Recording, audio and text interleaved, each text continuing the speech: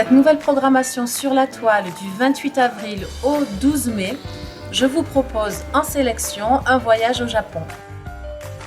Il n'est pas impossible de voyager en ces temps de confinement et merci le cinéma. Le premier film proposé sont en fait 4 films, une série qui a été construite pour le cinéma et qui s'appelle Senses.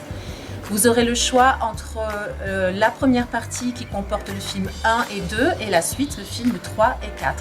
C'est l'histoire d'un quatuor de femmes à Kobe, à l'aube de la quarantaine, qui commencent à se poser beaucoup de questions sur elles-mêmes, sur leur famille. Et les films décrivent une société contemporaine extrêmement fragilisée au Japon. Les Délices de Tokyo, un film de Naomi Kawase, un film, comme son nom l'indique, absolument délicieux sur des petites pâtisseries qui sont faites au Japon à base de haricots rouges et qui raconte à travers cela l'histoire d'une dame qui s'inscrit dans une échoppe et toute l'histoire de cette échoppe. C'est un film qui vous donnera envie de déguster la gastronomie japonaise et peut-être de vous rendre sur place quand ce sera possible. Avant que nous ne disparaissions, un film de science-fiction, un couple qui fait face à une invasion extraterrestre.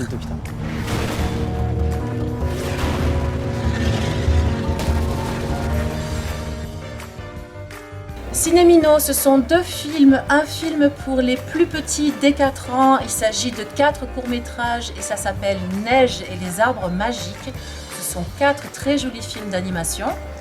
Et Couleur de peau, Miel, qui est un film pour les un peu plus grands puisqu'il traite de la question de l'adoption et qui mélange aussi différents styles cinématographiques, à la fois des images d'animation mais aussi des images en Super 8. C'est un film qu'on peut regarder en famille, que je conseille aussi fortement aux adolescents. Le Quai des Docks, 2 films, L'intelligence des arbres. C'est un film inspiré du livre qui porte le même titre et qui raconte à travers des images documentaires et des images de synthèse comment les arbres communiquent entre eux.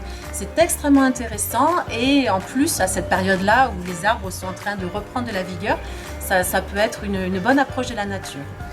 Le deuxième film sur un monde paysan en désuétude, un film posthume d'un photographe qui s'appelle Christophe Arboux et qui raconte l'histoire de paysans en Auvergne qui se posent des tas de questions à la fin de leur carrière sur les suites de l'exploitation.